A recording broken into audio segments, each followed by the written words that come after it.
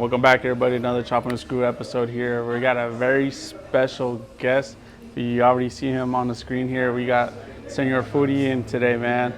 This man don't need no introduction, but it's wild, man, because you you literally blown up here in the last year. How you feeling, bro? I feel really good. Yeah, It's crazy how far I've come since I started this yeah, whole influencer thing yeah. with Instagram. Is that something that you always wanted to do? Um, you know, it wasn't something that I was serious about until a couple of years ago. I've Okay. always had interest in trying different restaurants, different flavors, but it wasn't until like maybe 2 or 3 years ago I was like, you know what? I feel like I should do this more consistently. Yeah. Especially that now I'm starting to notice people that are reaching out to get recommendations where to eat. So yeah, I would say it was probably a few years ago when I first decided to like take this full on. Damn, and you're like no stranger to the hood either. I mean, you're from the east side, if I'm not mistaken. That's right. Shout out Yeah. to the east side, man. We definitely have some east siders, people from the east side here on the podcast. Shout out to Mr. P. But yeah, tell me about like a little bit about you growing up, man. Like kind of for the folks that don't know too much about you, and then obviously I'm gonna get into. You're now you got into an article in the news, which is hella dope, bro. It's Thank you. Thank you. dope accomplishment for that. Yeah. So a little bit about me. Born and raised in Phoenix, East Phoenix. I went to Calvin High School. That's where I met the young Weston. Okay. Well, I didn't know him at school because he was a few years ahead of me. But it wasn't until after the fact that I found out that he does music, and then eventually we met together. And he's a crazy artist, good guy. But anywho, so yeah, I grew up here in the East Side. Went to ASU. I joined a fraternity out there, and in that fraternity, there's a lot of guys from different backgrounds. A lot of them are from different parts of Mexico or other Latin American countries. I even had some brothers that are have backgrounds from Africa. So after meeting these guys, I was able to kind of open my range of like flavors and cultures. I was able to get a taste of different things that I felt like I wouldn't have if I didn't pursue an education at ASU. So ever since meeting these guys, it just kind of just lit like a light bulb, and it sparked that fire to just go out in the world and try new places. So I would say ever since like 2015, I've been out and about. Yeah. Every chance I get, I'm researching like the latest restaurants are opening up. I'm on social media, scrolling through pages, looking to see what's new. And since I grew up here, like I'm fairly familiar with a lot of places that's been around for years. But I always felt like places from the hood or places that I grew up in, they weren't getting the same level of recognition compared to some of these other places from, let's say, Scottsdale. Like everybody, all these influencers out here are always promoting the high-end restaurants, which is cool. I like that. Every now and then I appreciate fine dining, but nobody was giving the proper respect for local spots, whether it's a food truck, maybe it's somebody selling fruit from their house, like in the garage. Those are the hidden gems that I grew up falling in love with. And that's honestly one of the main reasons why I also got into this, just because I feel like the city needed somebody to help represent those businesses. Yeah, that's a beautiful thing that you said. Like people from the hood, like bringing shed light into those spots because yeah, at first I think that's what kind of attracted me to your page was that you were showing love to the smaller spots, to the local, not just like the big branded. Of course, everybody wants to fine and dine, but you you were showing them the experiences of going into the small pop and shop and, Right. and helping them grow because ultimately a lot of it is raza, you know what I'm saying? It It's is. all Hispanic culture. A lot of it is, but I mean, I know you show love to anybody who has great food and good taste. Right. And I mean, I just from the city, man, on behalf of the city, we commend you for that because Thank you. that's a beautiful thing. And I also feel like there's a stigma that like just because a business is located in South Phoenix, or maybe a business is located in West Phoenix, people are scared to visit. You hear, and I think part of it falls on the media because it's always portraying that side of the city as very dangerous, very unsafe. But people that grew up there know that not everything is bad. Yeah. There's beauty in the hood, right? And so I just want to put the word out that, like, yeah, there's rough parts around the city. Anywhere you go, there's going to be some bad neighborhoods, but there's a lot of good businesses out there. They're just trying to make a living, and they're selling amazing food. So by me coming in and putting the spotlight on those businesses, I think it's something really important for the city to know about. Yeah. And of course this year you've had like a crazy year, man. You've definitely blown up. What's something that you think sparked that in this past year? So, like something that's helped Helped you like just that has definitely shot you up into the stardom that you have right now. Man, I'm trying to think what was that one moment. Because I think there was like several huge moments that helped me get a huge boost of followers. Like for example, the most recent experience I could think of was prison food. And I don't know if you see the video Oh or yeah, not. yeah, But the idea of trying food that was inspired from being in prison, it's kind of crazy when you think about it. And I was like nobody out here is doing that. Um, but I had a feeling that if I was to go out and support this local business, I know it's going to go viral. It's something different, and at the same time, yeah, I'm all about supporting the local community. And sure enough, when I went to go visit and did the video, it went viral. I think in the first couple of days, it hit like 1 million views on Damn, Instagram, that's crazy. TikTok. It just blew up. And that guy that does the prison food, he was being interviewed by different news stations, not just from Arizona, but from like other countries as well. Yo, And that helped me go from like 45,000 to like 60,000 damn. off that one video. So sometimes part of it's luck, but also part of it requires um, attention to detail. Like you have to kind of know what stands out, like what's different. Because everybody's doing tacos, everybody's doing burgers, but if you find something that's different and unique, that's also going to help you boost your numbers. Yeah. You're going to attract all these people from social media. So I think just doing videos like that, that was one of them, the prison foods. Another one was Taqueria Jalisco. Not sure if you're familiar with them. The only thing I know is from seeing your page because they were out of the crib, right? Yeah. Yeah. They when they first hit me up, they had maybe like 500 followers. They were small time. They were based in Maryville, and they told me like, yeah, we just sell outside like here in our driveway. Like we have a little taco cart. It's nothing fancy, but everything we do is legit. It's authentic. Their family's from Jalisco, and they do the the milkshakes in the plastic bag. Oh yeah, I seen that. And I'm just like, yo, like nobody out here is doing that. Or if they are, maybe it's just not well known. And I want to be the first one to capture that.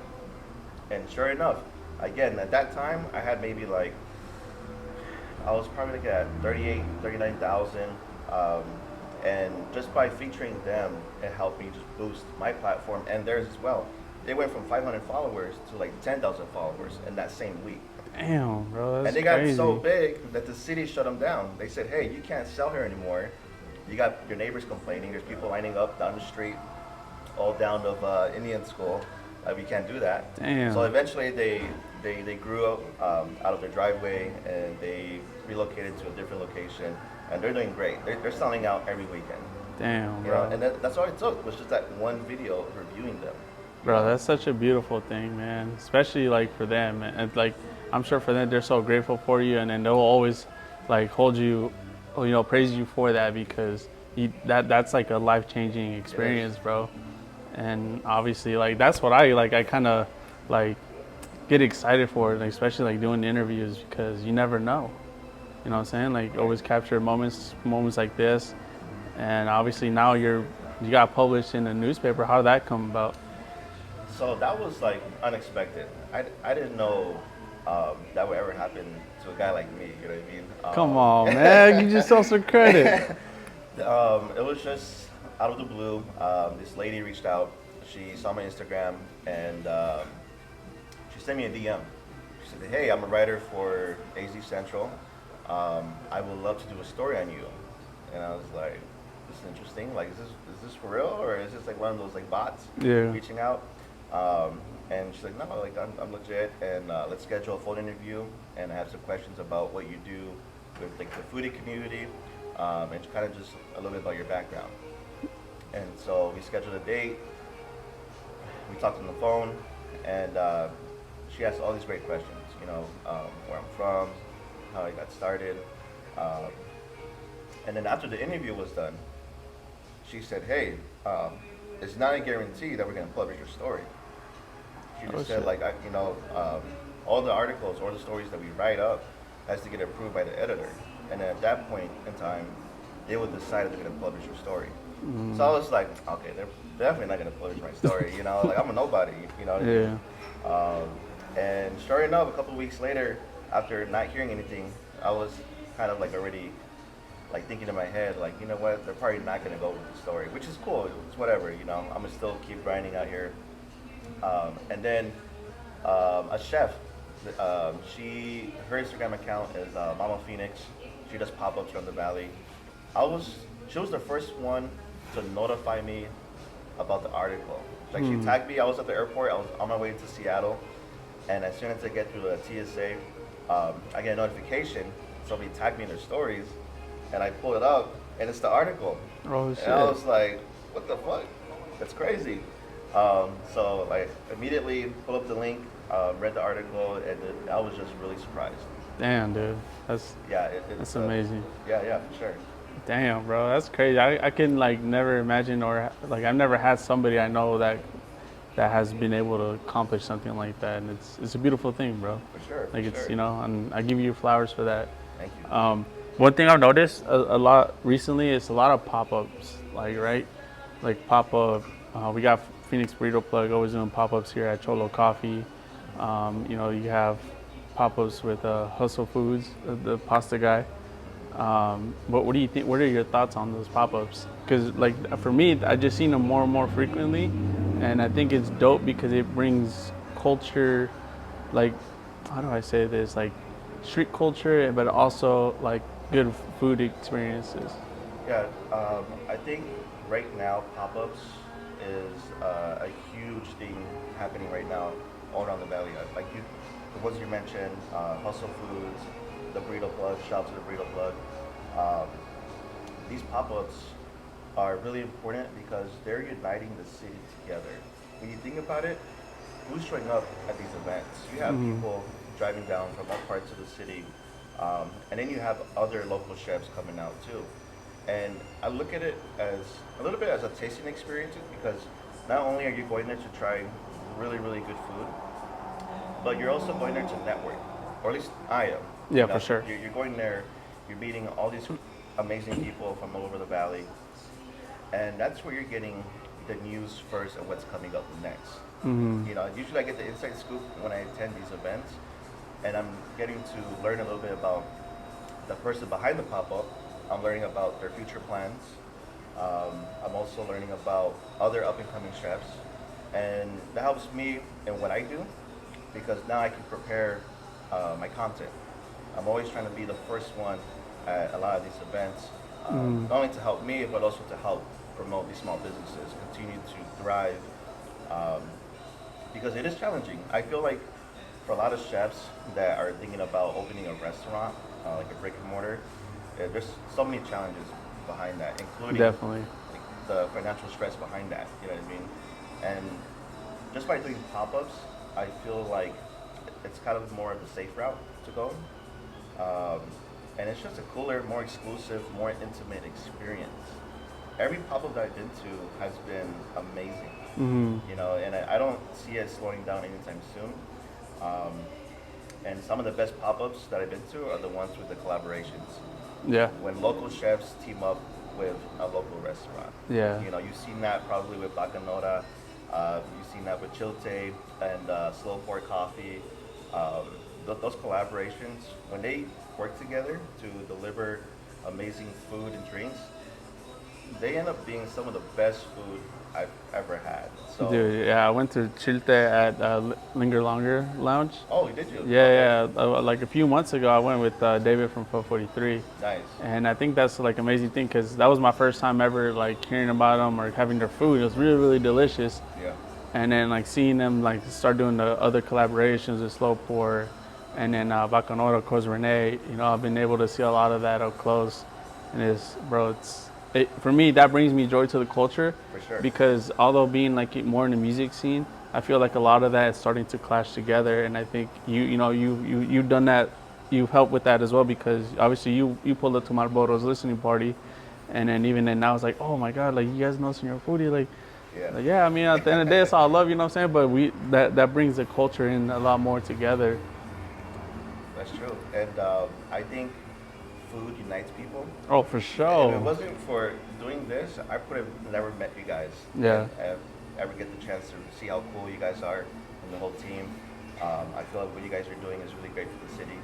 But you guys are one example of the benefits of going to these pop-ups. You know, because again, you're meeting amazing artists, amazing people Yeah. all over the valley. I think to me, like cooking, I've always, grew up cooking. I know I love to cook.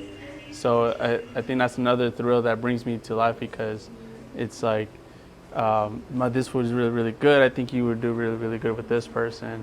And then when they team up together, it's like, damn, like they actually did it. Like, it's dope. Like, Yeah, yeah. it's like a hell of a dope experience. But I mean, damn, bro. It's just, I get taken back a little bit because I get in awe. And obviously, one thing I want to know is like, what are your future plans? Like taking this platform and like, what are some of the things that you want to do? So I think for me right now, the main focus is food. That's what I started with. But eventually, I want to start branching out more because some of my closest friends that know me know that I love to travel. I love to go outdoors. I love to hike. And even though I don't really show a lot of content of me doing that, that's one of my biggest passions. So I think at some point down the road, I'm going to start mixing in other hobbies I'm into, whether it's like um, traveling to a different country or um, hiking here, some of the trails in the valley. Um, I think I can offer a different perspective. There's already other influencers that are doing that, but how many Hispanic content creators do you know out there that's sharing their content and their view of some of these activities? Yeah. You know, and I think for the people that have social media, sometimes I feel like they're looking for a way to connect with the person behind the content.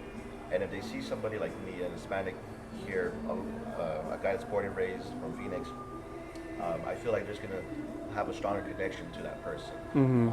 So, long story short, I think again, at some point, I want to start branching out to other types of content. Um, and then, for those that don't know, I still have my day job. I work at a bank. Work is good. I've been there for 8 years.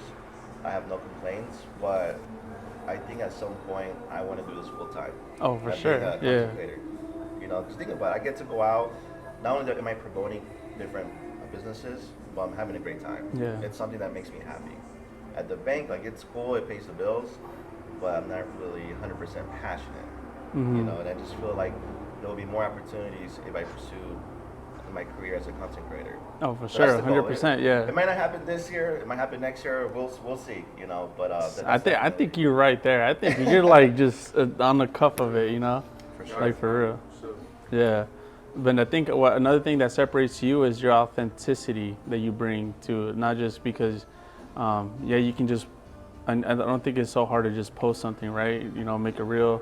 But then you bring an authentic side to it because you're like gente de la gente, how we say it. You know, you're a people's person. You're like, how do I say it? Like, although you bring so much status to like a room or something like that, but you still meet people at a level, Yes. right? And I think that's something that really separates you from all the other content creators that I've experienced. Thank you, thank you. So then cheers to that one. I think that was one of the challenges that I had was when I was starting out. I wanted to go out and about, but in a respectful way. Because I looked at other content creators, I shadowed other people that's done this, and their approach to going up to a business and saying, "Hey, I would love to promote you guys, but you guys got to pay me." And it's just like, not every restaurant has the budget for marketing, and which is totally understandable. But for me, I've always appreciated more the relationship between me and the owner because I want to know the story. I want to know, why are you doing this, and get to know a little bit more about the food. And so I'm not always about business first, and I think that's one of the ways that's helped me a lot and build all these authentic relationships was because I've never just put my hand out and say, hey, give me, I don't care about your business, just pay me and I'll promote you guys. That's not my goal. I'm all about, again, just supporting the local community, and I don't always charge businesses for that. I think a lot of people don't know that. If there's a business that I really want to go out and support, I'll just do a free video. If there's businesses out there that want promo, sometimes they'll offer to pay me, and then we'll work something out. But for the most part, a lot of the restaurants that I feature on my page are just places that I really love, and I think that's something that not every content creator has out here. Man, that's So like, going forward, if I'm going to work with a business, I want to like get a feel for that person behind it to see if they're going to be legit or kind of sketchy. That's probably like the best example that I can give you. But yeah. And then there's one thing that I kind of seen like throughout your page sometimes, and it's just something I guess I think I could kind of elaborate on too. When people say, "Oh, don't ruin like our gem," or "Don't," or Okay. you know what I mean? Yeah. Like, So that's actually happened to me. There's a wing spot kind of down the street from where I live. It's a place, it's like a little dive bar, but they're known for some of the best wings in the valley. It's over like on 48th Street in Indian School. And I remember after I did the video, not only did it go viral, but the majority of the comments were people that were from that area and saying, hey, don't put us on the map. Like, we don't want this kind of attention. Like, it's busy as it is already, and I don't want to wait an hour plus to get some beer and wings. And a lot of people were telling me, like, stop revealing all these hidden gems. And I'm just like, well, that's kind of selfish, because if the business owner told me and say, hey, can you take the video down? I would be more than happy to delete it, and that's that, yeah, for sure. But they appreciate the extra business. And it's not fair to gatekeep when there's other people from the valley that are as excited and passionate about trying different things. And if I'm telling you that these are some of the best wings in the valley, I believe everybody should have a chance to try it out. Absolutely. But some of these local cats, they weren't too happy about that. Yeah. And that's some of the shit that I see on a regular basis. Yeah, and I agree with you, because I think unless that business doesn't want that type of business coming to them, I think it's a good opportunity for them. And of course, like, why not share the experiences with the whole, with your city? It's not like it's gonna do anything bad to your business, right? Right. Although I will say, like, they have valid points. Like, yeah, the lines are probably gonna get bigger. You're probably gonna have to wait a little bit longer to get your food. Just like the Taqueria Jalisco, they went from having a few customers, very manageable, and after that video, I mean, you saw the lines. The lines were Dude, wrapped it around was the block. crazy. And people would wait 2 hours just to get tacos, and they were really upset. But see, for me, like, that's the beauty of this, bro. Right. You have more of appreciation for a taco or for a wing because you waited for that time. You know what I'm saying? That's like, that's a commitment you have to make at the end of the day. Like, as long as you love the food and you're passionate about it, you're gonna wait 2 hours. Right. You know what I'm saying? And yeah, it might be a struggle at first with a business to like keep up with the orders, but eventually they're going to learn from their mistakes and they're going to improve their business. And the goal is to help them expand. You want them to have a long-lasting, sustainable business, and to do that, you need the numbers. You need the full support from the community. Absolutely. So, I'm sorry if I blow up the spot, but I just feel like every business deserves that attention, or at least the Yeah. good spots, at Yeah. least. And the intention's always pure, right? Oh Like your yeah, intention is not to, like, fuck up their whatever they got going on, but your intention is to, of course, grow and for get sure. it, get in on the good stuff. You know what I'm saying? Hmm. Can't gatekeep around here, man. Nah, we don't gatekeep around here. Yeah. But anything else you want to add, man? Any questions that you got for me that I can help? Um, I mean, I feel like something that I also want to start doing down the road is find a way to collaborate with other people who's not necessarily in the food industry. So, for example, like between me and you and some of the homies, like if you guys are music artists, how can I help promote your brand and the work that you're doing? And I feel like one of the easiest examples is to feature your music on my videos. Because Yeah. most of the content that I do, I usually do a song over it. It's not always a voiceover. It's mostly music that plays over the content that I do, and I have like different shots, different angles of the food I'm eating.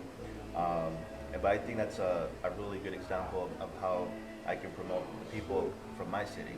So I'm hoping that No, for down the sure. road that we can do more of that. Yeah, for sure. We definitely, we seen that you done it with my Bodo's music. We definitely taken, appreciate time to kind of appreciate that because, that for us goes a long way. Maybe for some people it's just like, it's something small, but for us it's meaningful. You know what I'm saying? You took the time to, contribute our song and conform your video to the song. And obviously, we wish we can work with more people, with other content creators. And I think that's something that I kind of want to work towards too, and why I've been so kind of like, I would say people have been calling me like slow on releasing because I want things to be. I'm such a perfectionist sometimes. I just want things to be like great with the best influence possible, right? Because I want people to always take something away from my podcast, not just have to listen to me talk, but to learn and grow, man. And like that's what I really want for this city. Let's grow. Let's put it more on the map, and let's keep peace, man. First and Sure. foremost, Yeah, yeah, for sure. definitely. And if there's anything I can do to help, it doesn't have to be doing a video. It could be maybe sharing a flyer on my stories.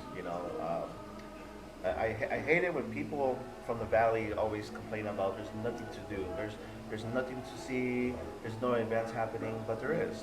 Oh And yeah, for sure. and I think that goes back to um, each of us having uh, basically finding something that we can help boost the local scene. And I think that we need the full support from everybody. Yeah, for So sure. if I can share a flyer of my story, I'm gonna do it. Because again, I think Phoenix is up and coming. It's been up and coming. I've been here my whole life, and I have seen it grow, especially this past few years. It's been crazy with all these people moving in from different parts of the country, and I want it to continue to thrive, but I also want the people who's been here and making sure that they get the spotlight as well. Yeah, for sure. Absolutely, man. I mean, I don't want to take up too much of your time, man. I'm kind of starving. Yeah, me too, man. We're gonna leave. Shit, I believe we're gonna hit some pho, right? Some pho 43, man. We're gonna be there real soon. But I just want to give you your flowers again, man. One more time for like allowing us to do this. Shout out to Cholo Coffee, man. If you guys haven't tried it, they're located on 60th Street, just south of McDowell. See, bomb ass coffee too, man. And they're always sold out of the good stuff too. Always come early. Yeah, get here. Don't get here when we got here because Right, they right. got nothing left. But just, man, tell the people, man, where they can find you. Just any word of advice that you got for them. Just the floor is yours. Yeah, so you guys can follow me on Instagram at Sinor_foodie. I'm also on TikTok with the same handle at Sinor_foodie. Might do a YouTube channel soon. We'll see. That's still in the works. Let's go. I have a few other plans that I can't announce just yet, but just be on the lookout. Just follow me, and then you'll see what I'm up to. But other than that, I appreciate you taking the time to chop it up. Anytime, man. Anytime. But you see, man, the man is well dressed. Make sure you guys follow him and stay on the lookout because he has a whole bunch of more coming up, man. See you on the next one. Let's go.